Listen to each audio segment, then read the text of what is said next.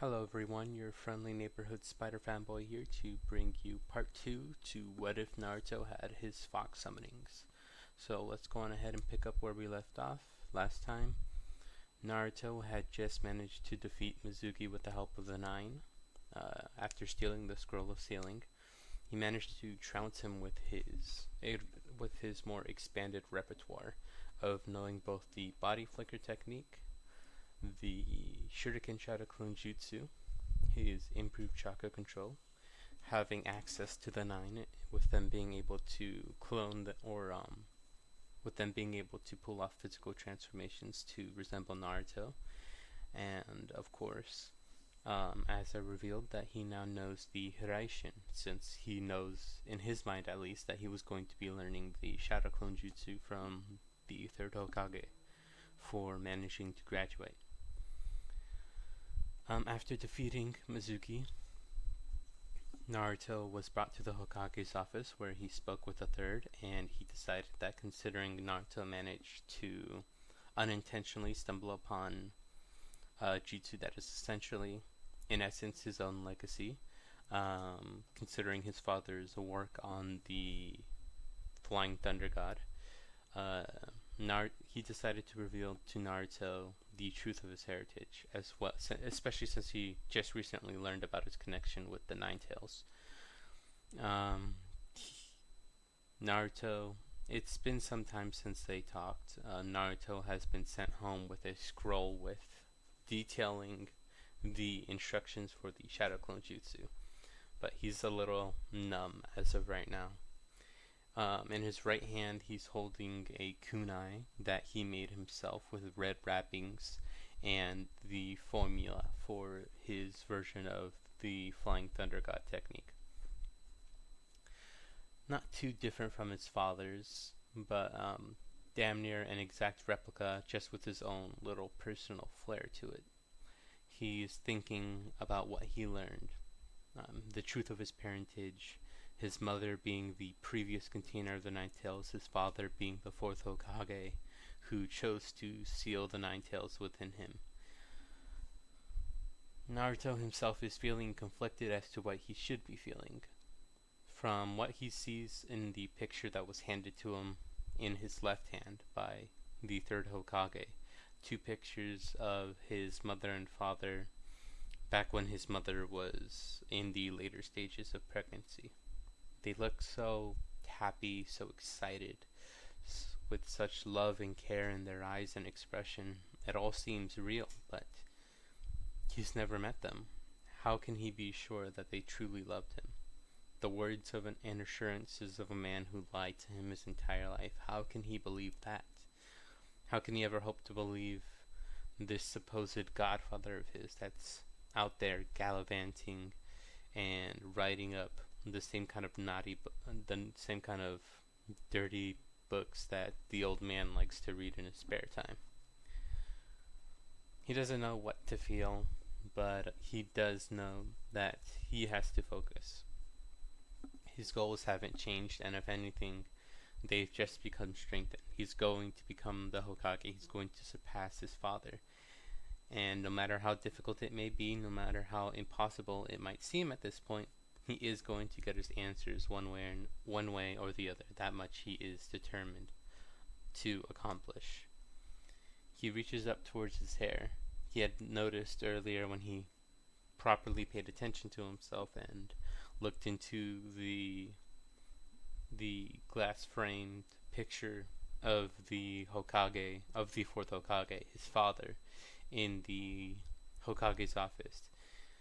Reflected in the glass was his own expression overlaid with his father's face, and he noticed that he had let his hair grow out a little bit.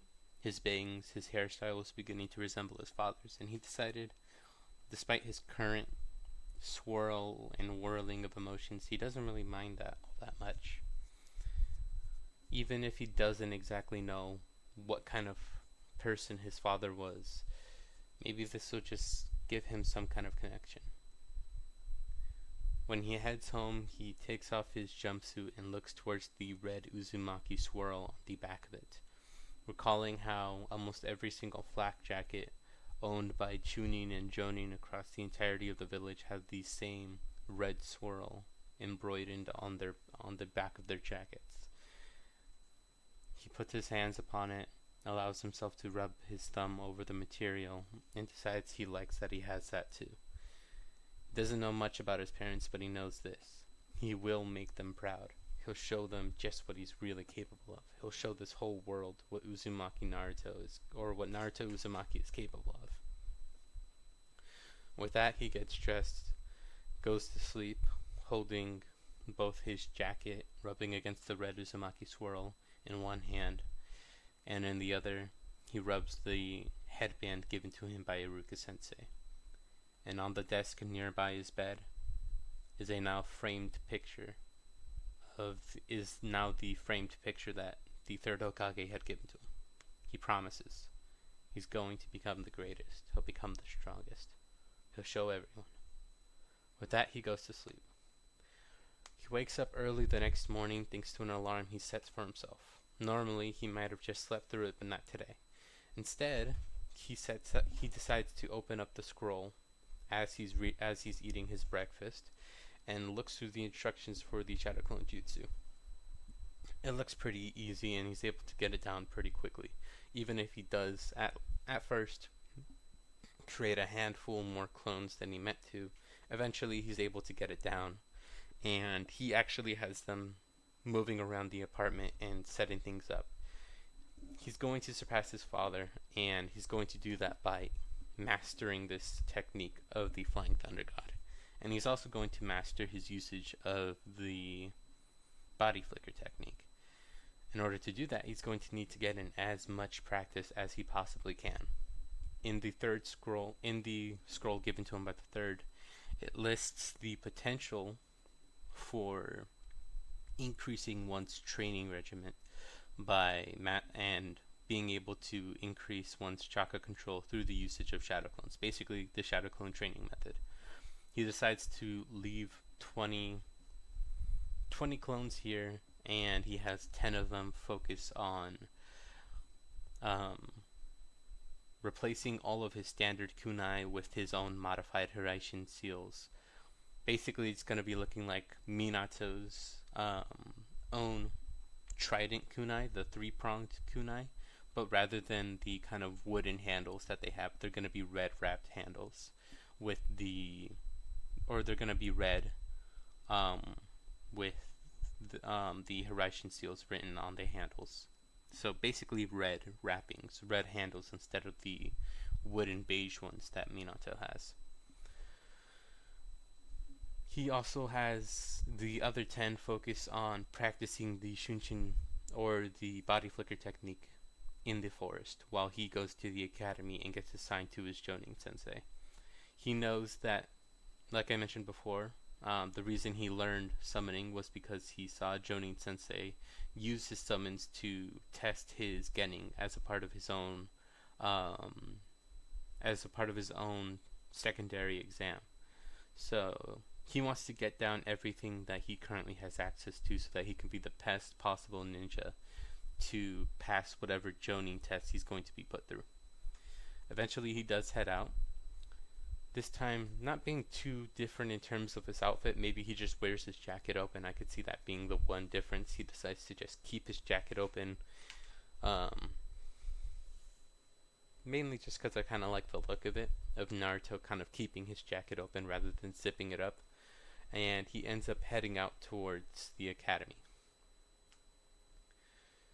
When he gets there, everyone knows that he passed, but they also know that he did something the other day because everyone was running around asking about him, and he said that he just had to give his last going away prank towards the village before he begins putting all of his time and energy into becoming the fourth Hokage, into becoming the next Hokage, which does satiate any interest his classmates may have had in whatever antics he got into the day before.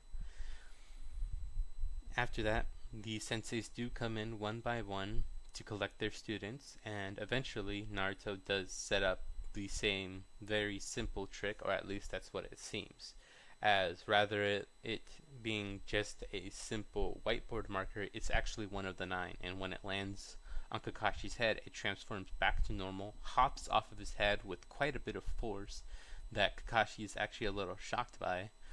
Apparently, the little creature was suppressing its own chakra, which is a very interesting skill for someone to have access to. He really didn't expect that. It actually caught him off guard. So he does actually stumble a little bit. The fox leaps onto into Naruto's lap, and he pets it a few times before allowing it to disperse.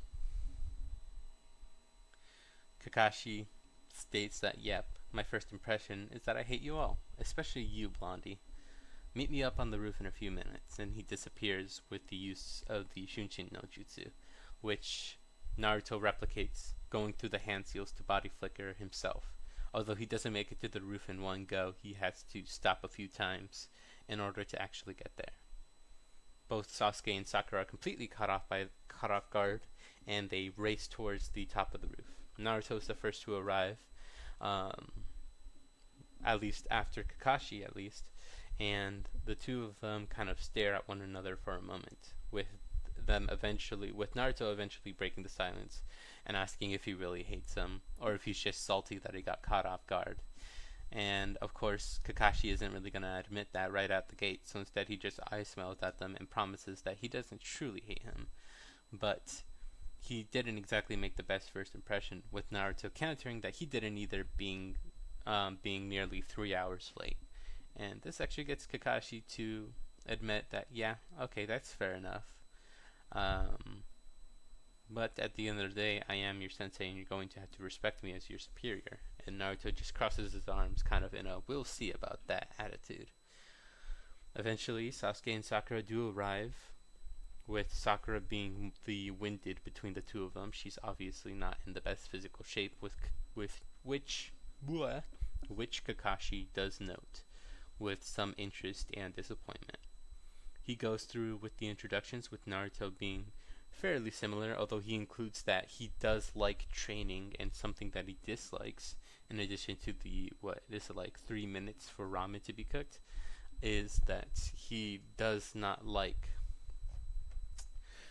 I would say that he doesn't like people who try to judge a book by its cover. Oh, and also included in his likes are his fox summonings, which catches everyone's attention, especially Kakashi's summonings, plural. Interesting. He wonders just how far Naruto has actually managed to come with those summonings of his. Nonetheless, Naruto, they do finish up their introductions. Kakashi tells them to be prepared the next morning and to not eat lunch, or else he'll puke. Naruto does consider asking Sakura out, but he decides he wants to focus more on his training, so he ends up leaving with just a few words of encouragement, telling them to make sure that they're ready for tomorrow, because he wants to pass this test. He once again performs the hand steals for the body flicker technique and disappears, only appearing on a roof a good few buildings away, and continues to perform the technique in succession.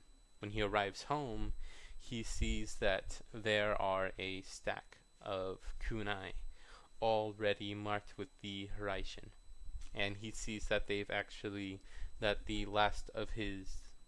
10 who were focusing on the Hiraishin are not in the building, but he knows that they haven't dispelled because he didn't get the memories of them finishing up with the kunai. He does create a shadow clone and dispels it after asking the shadow clone, "Where are all of you?" So that they get the memories of the question, and this causes each of the groups to send back a response of their own. With the 10 that are currently practicing the body flicker, he notices that they've been practicing it pretty well, but that they're nearing their chakra capacity, and with that all 10 of them end up dispelling, with Naruto actually having to sit down for a quick moment. It doesn't take him more than a second to catch his bearings, and he notes that he could probably do it pretty well. He can get the seals done a lot faster, but he wants to get it down to where he doesn't need hand seals at all. He knows that's going to be difficult, but he wants to do it, if only so he could surpass his father as the fastest shinobi. As with The other group of 10 who were working on the kunais and are now seemingly gone, they send back that they've made it so that they'll be able to be supplied regularly with the three-pronged kunai, and from there on out, they'll only have to worry about replicating the seals. And that currently they're out just buying some material so that they can make the seal tags for the Horaishin, and from there, all they have to do is wrap them around the kunais whenever they receive them as replacements, which Naruto considers will be convenient, as he hasn't mastered the Horaishin to the point where he could just touch someone and then they have the seal. He has to actually write it out each and every single time. So basically, they're going to be making the seals in bulk, and then whenever they have to replace some kunai after a mission or something, all he has to do is wrap them up, and then he's set. With that, he decides to head out to the training grounds himself, once again creating a clone and dispelling it so that the last of his clones, who are currently still getting the supplies to make the Horaishin seals in bulk, and he heads out to the same training ground, just a random one, where a forested area, so that he could practice maneuvering around trees, and so that he doesn't have to, basically so that he can ensure that he's not going to be crashing into any trees on the battlefield. He wants to get as used to it as possible. He even decides to create some more shadow clones and has the 9, and he even summons the 9 so that they could work together in a variety of situations. First, he works with the 9 to fight against his shadow clones while making use of the body flicker to maneuver around the battlefield. It does take some time, as it is a little difficult for the 9 to actually figure out which of the clones is Naruto and which one isn't, but Naruto pulls out his mask and is able to make that distinction very clear. From there, they are able to tear apart his clones, which is like a squadron of 20 clones. They're able to make very quick work of them. After that, Naruto actually works by himself against the 9, while still wearing his mask, and makes it so that he has to maneuver throughout the battlefield and tag, and I mean this literally, just tap them on the mask. He has to tap each one on the mask once in order to win, whereas only one of them needs to tag him once in order for them to win. He consistently has to make use of the body flicker technique as well as his Horaishin, which he can only use within a certain range, mainly because of his inexperience and the fact that he hasn't completely personalized the seal yet. He needs to create one for his own chakra signature, but right now he's mainly using his father's design. So he's able to figure out that he has around a 100-meter range, so he can travel some distance. It's not like he's going to be throwing kunai out by 100 meters, but right now he needs to really work on improving his mastery over the seal, and he figures he's just going to have to study through the use of the Konoha library and try to improve his knowledge in seals in general. Nonetheless, he is determined to surpass his father no matter what. So with that, he continues to play his game of tag. He does lose the first couple of times, but after a while he begins to get even faster and faster with his hand seals with the body flicker, and at one point he accidentally body flickers completely seallessly. He actually tries to go for a sealless substitution, but he actually manages to pull it off twice in succession. The first time is a sealless substitution, but the second he accidentally body flickers directly right in front of one of the foxes and manages to tag it before he disappears, this time with an orange spark through the use of the Flying Thunder God, which gets Naruto excited as he loudly whoops and cheers, only for him to immediately get tagged by one of the other foxes, which puts a little damper on his mood until he feels the dispelling of his shadow clones. They've made a whole bunch of tags that they've sealed away into a small scroll for Naruto to be able to carry around. so that he can actually slap the tags onto opponents in the battlefield, so that he doesn't have to worry about the fact that he can't yet just tag them just with his hand, which he does appreciate. That's going to be something that will be plenty useful. With that, he does end up returning to his apartment after sending the 9 back. He allows them to disperse, and they go back into the 9 rings that he holds, and he ends up going back home. By this point, also, I wanted to mention, you don't have to worry about the rings kind of clashing with his style, because he just uses a basic function of the rings that they have like an illusion, so that they don't really appear. They're still there. He can like feel their chakra, like the small amount of chakra from the rings. Doesn't know how they were created or anything like that, but he can use it so that he doesn't have to go through the actual hand signs for the summoning jutsu, like I mentioned before. And they also act as receivers to work in conjunction with his mask, so that he can connect with the rest of the 9, and basically pull some pain stuff where he can like see through their eyes and hear what they hear, and that kind of stuff, sense whatever they sense. He ends up returning home, checking on all of the ceiling tags himself, and ends up putting them away, and puts the small scroll right next to his holster for like ninja wire and shuriken and the like. And he decides that he wants to practice another small skill. So he once again summons the 9 within his apartment, and he decides he wants to practice their sensing abilities, as he knows that they can sense chakra as well as suppress it, and that's something that he wants to learn for himself. And they kind of do. They all look at each other for a moment before nodding towards Naruto. They sit down and kind of gesture a few times for Naruto to do the same. He's gotten pretty good at guessing what their gestures mean and what it is they want through the feelings that they share with him. He puts on the mask and settles down into a kind of meditative position and begins to try to meditate with them. He shares his senses with theirs, and they share their senses with him, and they begin to slowly walk him through the feeling of cycling his chakra and kind of sending it out in a pulse so that he can feel out the chakra of other individuals. He doesn't get it too. He doesn't really expand it a lot. He's not going to be like immediately he can sense everything within a kilometer, but no, he can sense things within like a good few 30 meters, same range as his Horizon, funnily enough, and he thinks that maybe there is some kind of correlation between that. He's not entirely sure. But he is basically able to sense everyone in like his apartment complex. He can sense like the landlord. He can sense some of his neighbors who don't really like him. But other than that, he can't really sense too much beyond the scope of the building. Maybe some people who are walking just outside in the streets below, or maybe in like anyone in the rooms of buildings that are pretty close to his own room. But yeah, he does have that limit. He's not going to be able to sense everyone immediately in the village.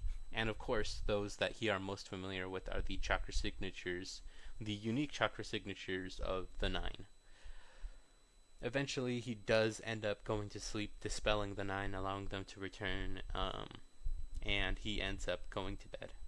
The next morning, he heads out to the training ground 7, and he decides he wants to keep his focus on this day. He wants to keep his focus on his exam for the day, so he doesn't leave any shadow clones to do any training or anything like that. He wants to completely focus on his task for the day. So he heads out and he meets up with Sakura and Sasuke while he's snacking on just like a small bar, maybe like a protein bar or something. Or maybe like a pack of instant ramen, just like a cup of noodles. He's basically snacking on a cup of noodles as he walks up. Sakura berates him for eating in spite of Kakashi's instructions, but Naruto says that if he shows up late, then he's free to eat. If Kakashi wants to waste everyone's time and shows up late for their meetings, then he'll feel free to eat whatever the hell he wants. And if their sensei does show up on time, then he'll go on ahead and just puke up his lunch. Will that make Sakura happy? And this gets Sakura kind of pissed. She gets her pissed and disgusted, and she throws a punch Naruto very easily dodges it and goes back to slurping on his noodles. He ends up sitting down by a tree, puts his mask back on, and tries to work on actually feeling out chakra by himself. He doesn't have any of the 9 summoned. He's mainly putting on the mask as a bit of a good luck charm. Sasuke ends up questioning him if he's trying to join Anbu or anything like that, and he's like, no, this isn't an Anbu mask, it's something special, something personal. It's what I got as a part of my summoning contract. Which gets Sasuke to question, how did someone like him come across a summoning contract? And he's like, well, if you want, you can try out the summoning jutsu for yourself. That's how I did it. But I wouldn't recommend it. You never know what might happen. This gets Sasuke a bit miffed, but also a bit curious. But he decides to not continue on his commentary or questioning, and instead decides to rest himself, bringing out a small little protein bar to snack on.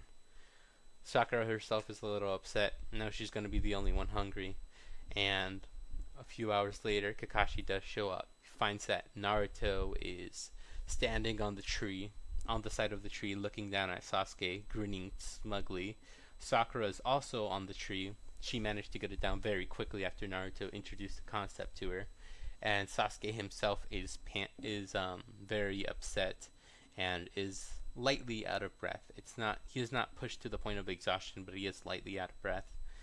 There are a few marks on the tree where the kunai that Sasuke is holding apparently made their slash marks. Kakashi asks just what exactly they think they're doing, and Naruto says that he wanted to show off a little bit, so he showed off a technique for chakra control that he learned. And he states that this was one of the reasons he managed to graduate. By improving his chakra control, he managed to get down the Basic Academy 3 to the point where he can do them seamlessly. He shows this off by actually substituting with Sasuke, who has to very quickly try to use his chakra to stick to the tree, only for him to then quickly slide down. Kakashi appears, catches him by the scruff of his neck, and sets him down, with Sakura hopping down not too long after, trying to check on Sasuke, who is glaring at Naruto as he is very upset with him. And Naruto is once again grinning like a smug little gremlin. Kakashi can already tell that this team of his is going to be some trouble, but he decides that it's about time they get started on their test. He introduces the bells, tells them that there's only 2 of them, so that only 2 individuals will be able to graduate, and that the 3rd will be sent back to the academy. This gets all of their attention, with both Naruto and Sasuke bearing very determined and fierce looks, with Sakura being somewhat frightened and intimidated by the prospect of being sent back to the academy. He tells them that they'll be starting in just a moment, only for Naruto to very quickly appear behind Kakashi with the use of a Shunshin, once again managing to get it down seamlessly, which Naruto is very proud of. He tries to stab into Kakashi with his 3-pronged kunai, which Kakashi does notice, but he substitutes himself. He's curious about the design of the kunai, but he doesn't comment too much on him, simply grabbing Naruto and putting him into a hold, only for that to have apparently been a clone. Naruto actually substituted with a clone who made use of the sealless body flicker, with the real Naruto appearing behind Kakashi, this time having to actually go through with the seals for the body flicker, and he manages to slap a seal onto Kakashi's back. Kakashi feels the tag, and he looks down towards it, thinking it may be some kind of explosive paper bomb, which causes him to try to tear it off, but he feels that he can't. But he also notices that it's not sparking or anything. He also sees that its design is very different, and in fact, that formula looks very familiar. No, there's no way Naruto could have. He gets kicked away by Naruto as he was way too focused on the seal. Not that it does much damage to him. And Kakashi decides to create a shadow clone while he tries to figure out just what Naruto slapped him with Kakashi proclaiming that they might as well just start now.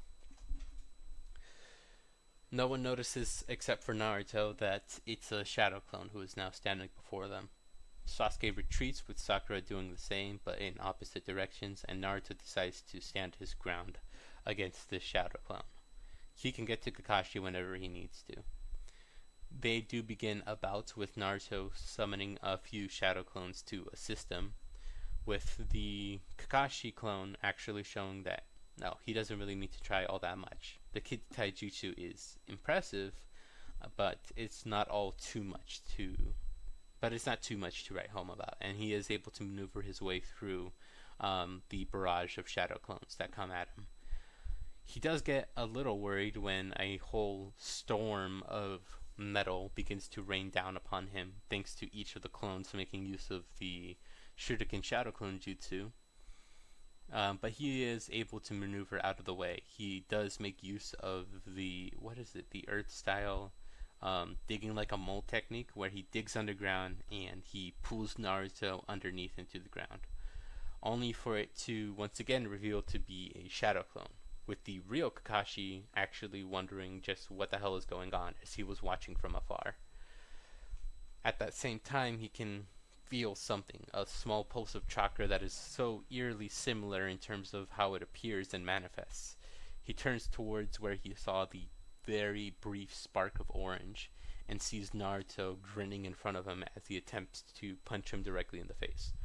Kakashi does manage to avoid this, but now he knows for sure. The ceiling tag, he's not as good at it as his old sensei, but he does have access to it, which he believes to be absolutely insane. What he doesn't know is that he is going to be falling into a trap, as suddenly, all around him, 9 Narutos appear before him, each of them bearing the same kind of porcelain fox mask, which very quickly clicks in his head. Are these Naruto summons? They know the transformation jutsu, and they can transform into Naruto. Interesting. They quickly rush in at Kakashi, each of them making use of chakra to enhance their physical strength and overall physical capability. They slash and punch and claw and kick, and at times they even maneuver their masks so that they can almost seemingly bite at him. It's very clear that they're animalistic, but to an extent their fighting style is more refined than even Naruto's. And this is where the 10th Naruto, the real Naruto, appears and begins to fight in perfect sync with the rest of the 9. They begin to actually corner Kakashi towards the point he can't even keep his hands in his pockets. He hadn't even considered bringing out his book so that he can leisurely catch up on some of his reading time. No, Naruto is a lot more fierce and a lot more determined and a lot more capable than he could have ever expected or anticipated. But he's not good enough. Or so he thinks, as from seemingly nowhere, a shadow clone of Naruto appears. Of course, the Hiraishin seal. Of course, any of his shadow clones can make use of it as well.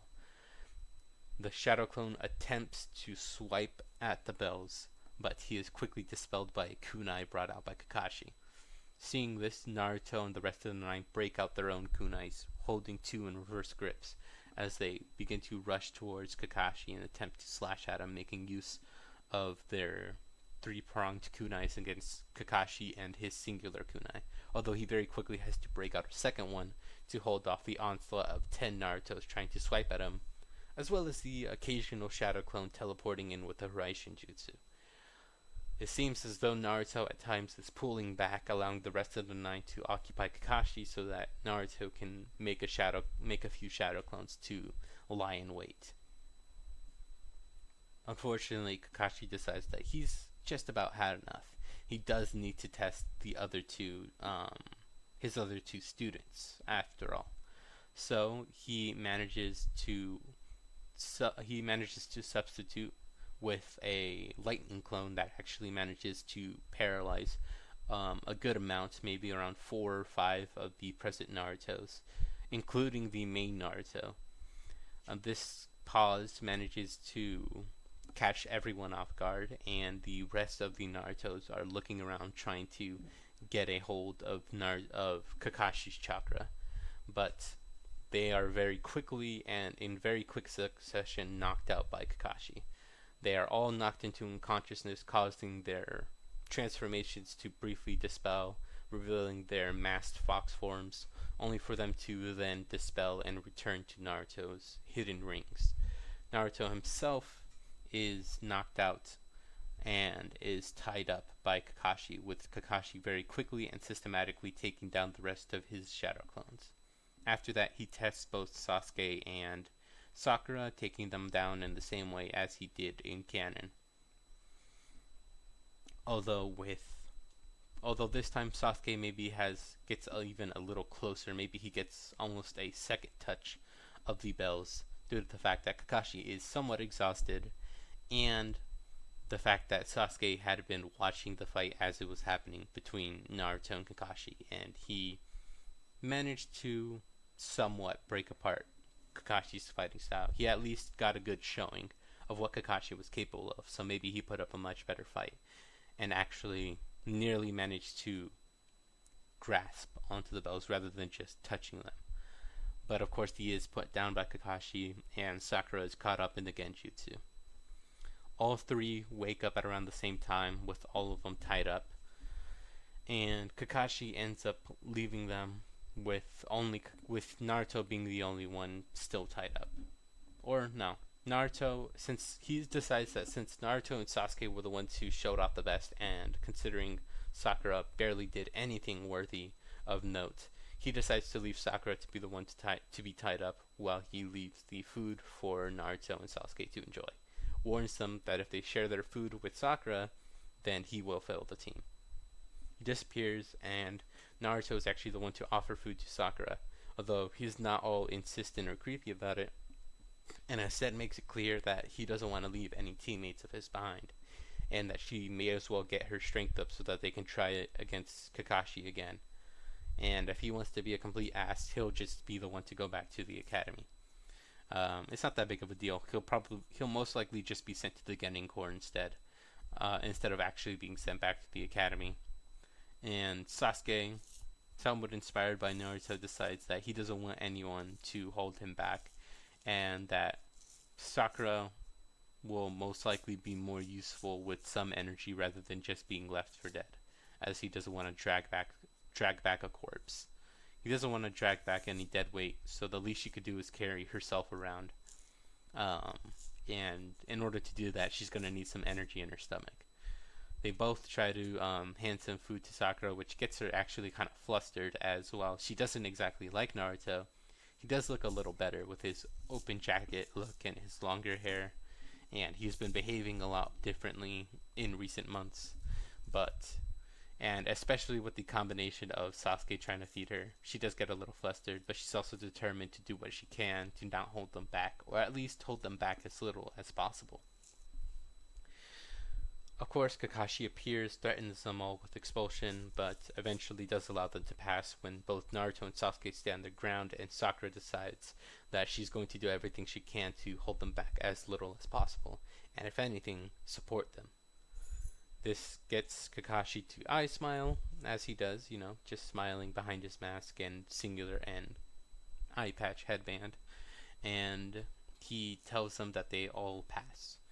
He takes them over to the cemetery and gives them the speech about looking underneath the underneath, and gives them their lesson as to how shinobi who break the rules are scum, but those who abandon their friends and comrades are worse than scum. As the other two members of the team leave, being Sasuke and Sakura, Naruto actually hangs back, and he actually moves around the cemetery looking for two in particular. There's the very obvious monument to the fourth Hokage, Minato Namikaze. Naruto kneels before it, places his hand against the gravestone, and actually places one of his kunai directly in front of the gravestone. His own three-pronged kunai with red wrappings and the formula his father left for him.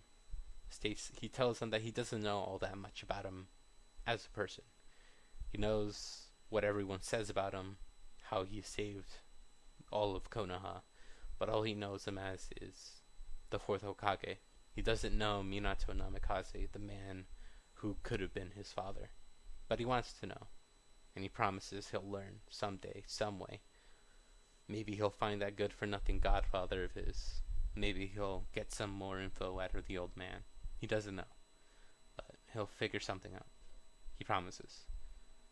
He gets up, moves over, he begins looking around, and eventually he manages to actually find it, as he actually went in the wrong direction, as directly to Minato's left is Kushina's own grave.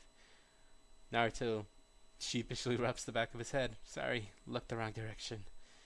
He kneels down before it and actually pulls out an exact replica of the little white swirl that he wears on his jacket. He says that this was the secondary little. I'm trying to think of like what it's called. If you know what I'm talking about, on Naruto in Part 1. Naruto Part 1 design. He has like this ornament basically hanging off of his left shoulder. Yeah, he has like this white swirl ornament on his left shoulder. So he pulls out a replica of it that he managed to find, and he places it down in front of Kushina's grave, stating that he knows it doesn't mean much, but he knows more. He knows that their family, that their clan, their legacy exists now. And he knows it's a little late, but he promises he'll learn as much about it as he can. He'll make them both proud. No matter what, he will succeed. That much he promises. He'll live up to their legacy and surpass it all on his own. With that, he heads on home, not knowing that Kakashi was watching the entire time with both eyes widened. After Naruto leaves, he stands before the two graves, apologizing. He should have spoken up. Should have told Naruto. He'll tell him soon, he promises. He won't leave him alone any longer. He won't fail them any longer. He promises. He swears it. On their graves, and on Rin's, and on Obito's. With that, he decides to go home himself, with a lot on his mind. Oh, not home. He goes to the Hokage's office to give his report on Team 7 progress, with a lot on his mind, with everyone being unaware of the orange mask peering out from the darkness, with one singular Sharingan glaring at where they all stood. And they won't have to worry for much longer. Soon, everyone will be given what they deserve and what they want. He appears before the two graves and promises they won't have to suffer for much longer. No, everyone will get the world and the happy ending that they all want, that they all deserve. He'll change this reality. That is what he promises. And with that, Obito Uchiha swirls away through the usage of his Kamui. And I think that's where I'm going to leave this part off for now. We just finished with the little initiation for Team 7. Naruto is as focused and as dedicated to surpassing the legacy of his parents as possible.